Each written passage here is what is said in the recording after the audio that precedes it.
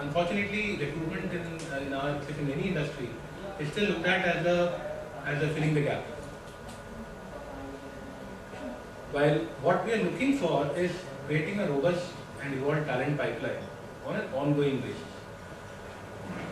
So, Kevin, do you have anything to add? There's a lot of retail experience. No, actually, what he's saying is very, very right. I mean, it was similar to what we faced in the early 2003, 2004, in fact, even before that. There aren't enough competent, trained people in retail.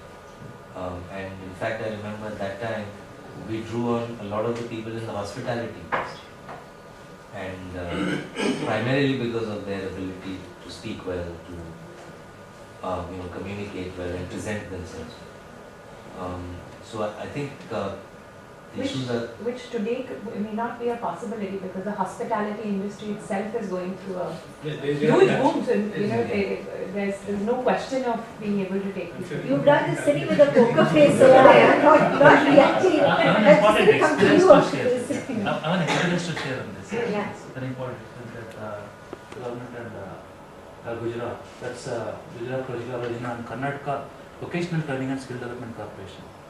Actually, this is a central government initiative. If I am right, this year, there is a 4,000 crore budget across India for the governments of each states to help people bridge the skill gap. And this is an action. I would like to share this action straight away. We are already involved in this for the last 6 months. And the total result was 42,000 placements post-training. Training fee was paid by government. I'm bringing it straight away. This is a very good proposition. If you want, we can go together to the vocational training corporations of each state, including Haryana, everything, to the central ministry directly. We are approachable. We have all the routes now. We have all the contact points, and we have been doing work on this, and we are not getting any benefit out of this. Right now, major beneficiaries like about 20 consulting firms across India. That includes Adequate English, very large, and that process is going to the extent now that in Karnataka government, across in Karnataka state, TeamLease has been now given the opportunity to run the placement centers of government. Now it's completely privatized, outsourced now. TeamLease is running it now for specific numbers. If I'm right, government is giving for equally to others also. And to tell you that there are 2-3 actions here. One is that we as a recruitment fraternity it's a very good point, Susan, and the Max is rising now. If I look at a specialized training programs, I'm sure it's a great opportunity for us to come initiate that instead of giving a resume done. We can look at possible opportunities of doing this, and definitely delivering not at cost, not additional investment. But this government is open right now, and government will be open. It's a huge budget, and I can tell you the numbers also. That for the very low end skills, government is paying a 15 rupees fixed fee per hour per student, irrespective of the training program. Once you get close, so you have a pre-employment assessment from the employer. That's right, the system decides. Okay, sends a team. You look at the freshers or what are the kind of manpower you have, and you complete an assessment. Mr. Krishnan says, okay, these people are trained this fine. Then you take them through a 2-month training, 3 months training program, for which even government is providing their IT institutions as the training schools accommodations to you. And if you provide this training, for that you are paid very promptly. Because of that, the money is not coming from government money is coming from corporation. The reason also, if I am right, that government is not interested directly to involve in is because of bureaucracy and time. That you will take 1 year to get your claims.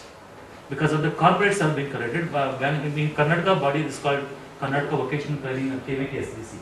Karnataka Vocational Training Skill Development Corporation. You can refer to a website called HRDKarnataka.in.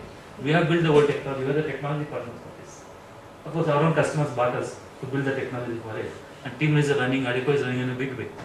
And let me tell you, if I am right now, most prime partners in the state alone, consulting companies are billing in the range of 10 to 15 lakhs or even 20 lakh rupees per month as a commercial element. This all going as a training cost, honest training cost.